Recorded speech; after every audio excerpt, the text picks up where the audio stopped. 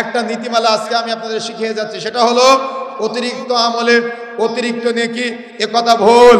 বরং রাসূলের পদ্ধতিতে অতিরিক্ত আমল করলে এটাই চূড়ান্ত। রাসূলের যতটুকু পদ্ধতি আছে ততটুকু আমল করবেন, এটাই আপনার জন্য ফজিলত বেশি পাবেন। কিন্তু রাসূল যেটা আমল করে নাই, সাহাবা ইকরাম যেটা আমল করে নাই, আপনি যদি আপনার যদি প্রয়োজন মনে করেন তাহলে সেটা বিদআত হয়ে যাবে, যদি আপনি নেকির উদ্দেশ্য করেন।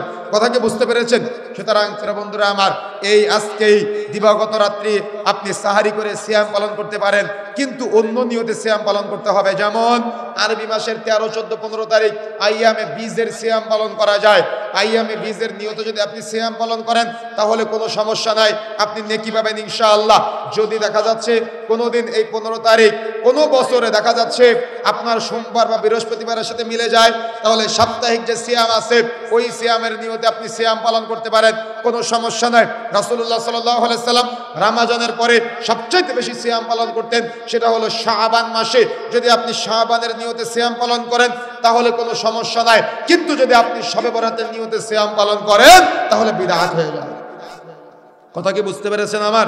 সুতরাং প্রিয় বন্ধুরা আমার, মনে রাখার চেষ্টা করতে হবে, এমন কোনো আমল করা যাবে না যে আমল করে আপনি কিয়ামতের মাঠে দাঁড়াবেন কিন্তু ওই আমলের আপনি কোনো ফজিলত পাবেন না, নেকি পাবেন না। সুতরাং এমন কোনো আমল করা যাবে না যে আমল রবের দরবারে পৌঁছাবে না। বরং আপনার আমলটা যদি অল্প হয় ওই আমলটা সুন্নাহ পদ্ধতিতে করেন, যাতে করে আপনার রবের দরবারে আমলটা পৌঁছে যেতে পারে। আমাদের সমাজে আজকে একজন ফোন দিয়ে প্রশ্ন করতেছে যে শেখ, আমরা কি সৌদি আরবের সাথে শবে বরাত পালন করব নাকি আমাদের দেশে চাঁদের সাথে শবে বরাত পালন করব?